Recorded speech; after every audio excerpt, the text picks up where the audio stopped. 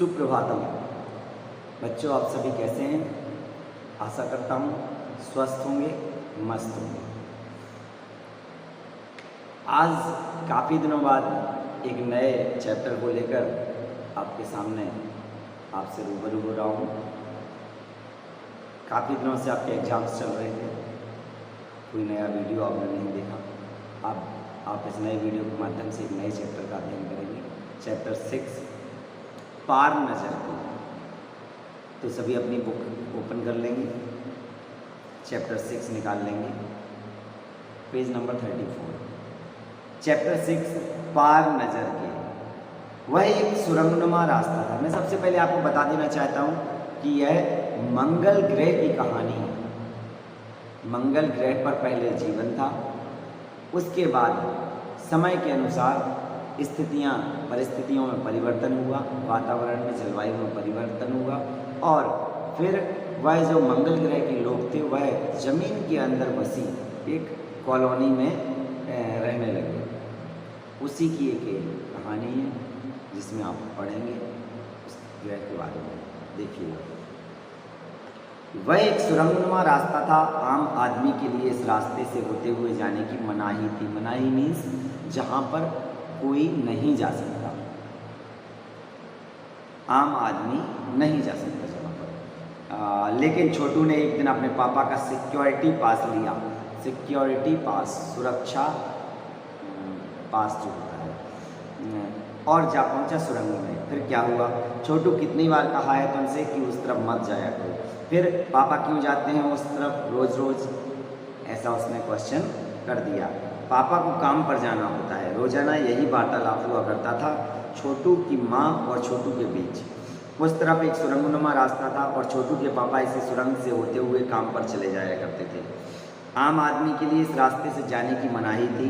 चंद चुनिंदा लोग ही इस सुरंगनुमा रास्ते का इस्तेमाल कर सकते थे और छोटू के पापा इन्हीं चुनिंदा लोगों में से एक थे। चुनिंदा मीन्स कुछ चुने हुए लोग, सिलेक्टेड पर्सन्स। आज छुट्टी थी और छोटू के पापा घर पर ही आराम फरमा रहे थे। नज़र बचाकर चोरी छुपे छोटू ने पापा का सिक्योरिटी पास हथिया ही लिया और चल दिया सुरंग की तरफ। वैसे तो उनकी पूरी कॉलोनी ही ज़मीन के नीचे बसी थी। यह जो सुरंगनुमा रास्ता था, अंदर दिए जल रहे थे और प्रवेश करने से पहले एक बंद दरवाजे का सामना करना पड़ता था। दरवाजे में एक खांचा बना हुआ था। छोटू ने खांचे में कार्ड डाला, तुरंत दरवाज़ा खुल गया। छोटू ने सुरंग में प्रवेश किया। अंदर वाले खांचे में सिक्योरिटी पास आ पहुंचा था, उसे उठा लिया। कार्ड उठाते ही दरवाज़ा बंद हुआ। छोटू ने चारों तरफ नज़र दौड़ाई। सुरंगनुमा वह रास्ता ऊपर की तरफ जाता था, यानी ज़मीन के ऊपर का सफ़र कर आने का मौका मिल गया था। मगर कहाँ? मौका हाथ लगते ही फिसल गया। सुरंग में जगह जगह लगाए निरीक्षक यंत्रों की जानकारी छोटू को नहीं थी। मगर छोटू के प्रवेश करते ही पहले निरीक्षक यंत्र में संदेहास्पद स्थिति दर्शाने वाली हरकत हुई। इतने छोटे कद का व्यक्ति सुरंग में कैसे आया? क्योंकि छोटू एक बच्चा था, उसकी हाइट बहुत कम थी। दूसरे निरीक्षक यंत्र ने तुरंत छोटू की तस्वीर खींच ली। किसी एक नियंत्रण केंद्र में इस तस्वीर की जांच की गई और खतरे की सूचना दी गई। इन सारी गतिविधियों से अनजान छोटू आगे बढ़ता रहा था। छोटू को इन सभी बातों का जरा सा भी आभास नहीं था। तभी जाने कहाँ से सिपाही दौड़े चले आए, छोटू को पकड़कर वापस घर छोड़ आए। घर पर माँ छोटू का इंतजार कर रही थी। बस अब छोटू की खैरियत ना थी। छोटू के पापा ना होते तो छोटू का बचना मुश्किल था। छोड़ो भी, मैं इसे समझा दूंगा सब, फिर वह ऐसी गलती कभी नहीं करेगा। पापा ने छोटू को बचा लिया। बोले, छोटू, मैं जहाँ काम करता हूँ ना, वह क्षेत्र ज़मीन के से ऊपर है। आम आदमी वहाँ नहीं जा सकता क्योंकि वहाँ के माहौल में जी ही नहीं सकता।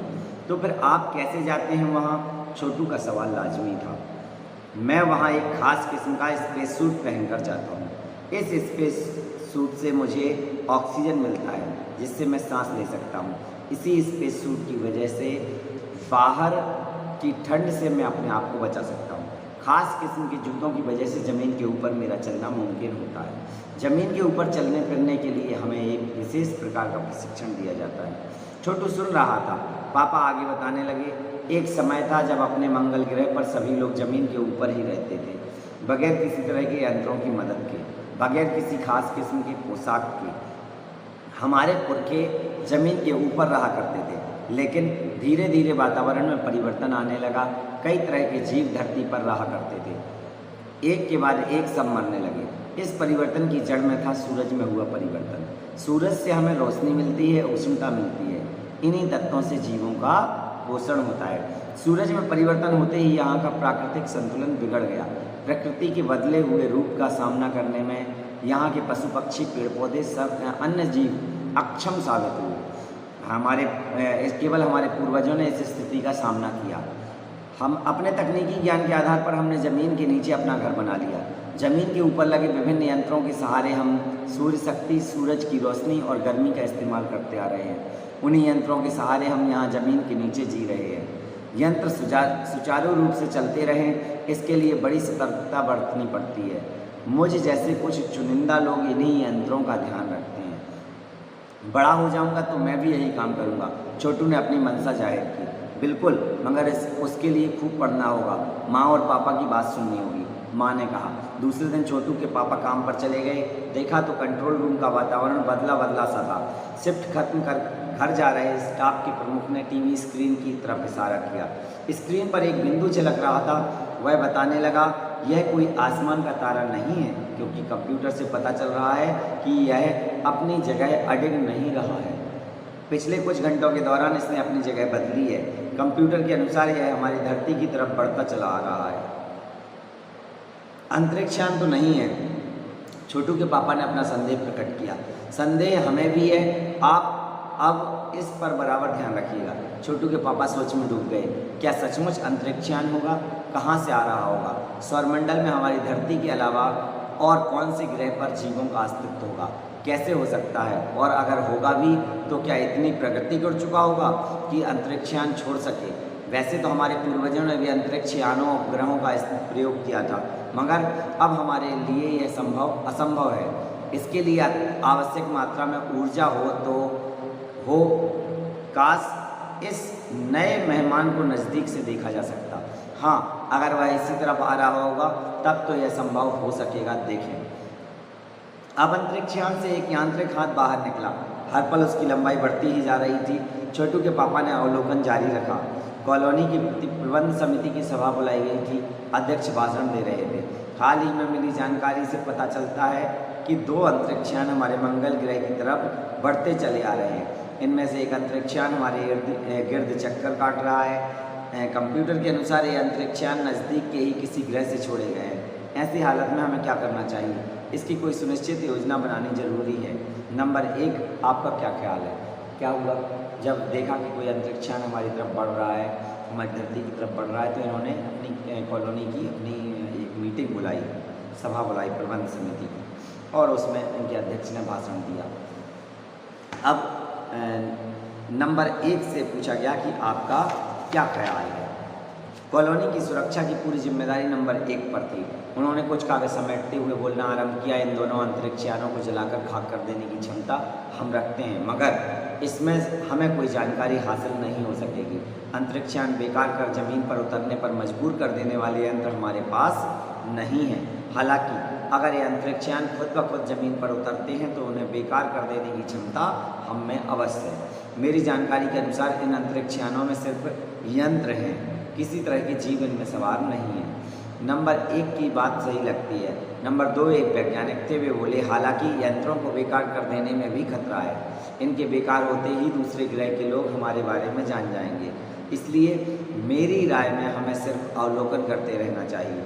जहाँ तक हो सके हमें अपने अस्तित्व को छिपाए ही रखना चाहिए, क्योंकि हो सकता है कि जिन लोगों ने अंतरिक्षयान भेजे हैं वे कल को इनसे भी बड़े सक्षम अंतरिक्षयान भेजें। हमें यहाँ का प्रबंध कुछ इस तरह रखना चाहिए जिससे इन यंत्रों को यह गलतफहमी हो कि इस ज़मीन पर कोई भी चीज़ इतनी महत्वपूर्ण नहीं है कि जिससे वे लाभ उठा सकें। अध्यक्ष महोदय से मैं यह दरखास्त करता हूँ कि इस तरह का प्रबंध हमारे यहाँ किया जाए। नंबर 3, सामाजिक व्यवस्था का काम देखते थे। उनकी बात के जवाब में अध्यक्ष कुछ बोलने ही जा रहे थे कि फ़ोन की घंटी बजी। अध्यक्ष ने चौंका उठाया। 1 मिनट बाद सभा को संबोधित करते हुए उन्होंने कहा, भाइयों, अंतरिक्षयान क्रमांक 1 हमारी ज़मीन पर उतर चुका है। वह दिन छोटू के लिए बड़ा ही महत्वपूर्ण दिन था। पापा उसे कंट्रोल रूम ले गए थे। यहाँ से अंतरिक्षयान क्रमांक 1 साफ नजर आ रहा था। कैसा अजीब लग रहा है यहाँ, इसके अंदर क्या होगा पापा? छोटू ने पूछा। अभी नहीं बताया जा सकता, दूर से ही उसका निरीक्षण जारी है। उस पर बराबर हमारा ध्यान है और उसके हर अंग पर हमारा नियंत्रण है। वक्त आने पर ही हम अगला कदम उठाएंगे, छोटू के पापा ने बताया। उन्होंने छोटू को एक कंसोल दिखाया जिस पर कई बटन थे। अब अंतरिक्षयान से एक यांत्रिक हाथ बाहर निकला। हर पल उसकी लंबाई बढ़ती ही जा रही थी। वह शायद जमीन तक पहुंचकर मिट्टी उकेर लेना चाहता था। सब लोग स्क्रीन पर दिखाई दे रही अंतरिक्षयान की इस हरकत को ध्यान से देख रहे थे। सिवा एक के उसका ध्यान कहीं और ही था। छोटू का सारा ध्यान था कंसोल पैनल पर। कंसोल का एक बटन दबाने की अपनी इच्छा को वह रोक नहीं पाया।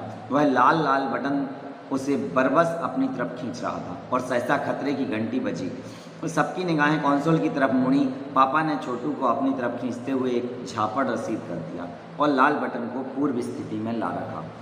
मगर उस तरफ अब अंतरिक्षयान के उस यांत्रिक हाथ की हरकत सहसा रुक गई थी। यंत्र बेकार हो गया था। उधर पृथ्वी पर national aeronautics and space administration NASA द्वारा प्रस्तुत वक्तव्य में सबका ध्यान अपनी तरफ आकर्षित कर लिया। मंगल की धरती पर उतरा हुआ अंतरिक्षयान वाइकिंग अपना निर्धारित कार्य कर रहा है। हालांकि किसी अज्ञात कारणवश अंतरिक्षयान का यांत्रिक हाथ बेकार हो गया है। नासा के तकनीशियन इस बारे में जांच कर रहे हैं तथा इस यांत्रिक हाथ को दुरुस्त करने के प्रयास भी जारी हैं। इसके कुछ ही दिनों बाद पृथ्वी के सभी प्रमुख अखबारों ने छापा। नासा के तकनीशियनों को रिमोट कंट्रोल के सहारे वाइकिंग को दुरुस्त करने में सफलता मिली है। यांत्रिक हाथ ने अब मंगल की मिट्टी के विभिन्न नमूने इकट्ठे करने का काम आरंभ कर दिया है। पृथ्वी के वैज्ञानिक मंगल की इस मिट्टी का अध्ययन करने के लिए बड़े उत्सुक थे। उन्हें उम्मीद थी कि इस मिट्टी के अध्ययन से इस बात का पता लगाया जा सकेगा कि क्या मंगल ग्रह पर भी पृथ्वी की ही तरह जीव सृष्टि का अस्तित्व है। यह प्रश्न आज भी एक रहस्य है। धन्यवाद।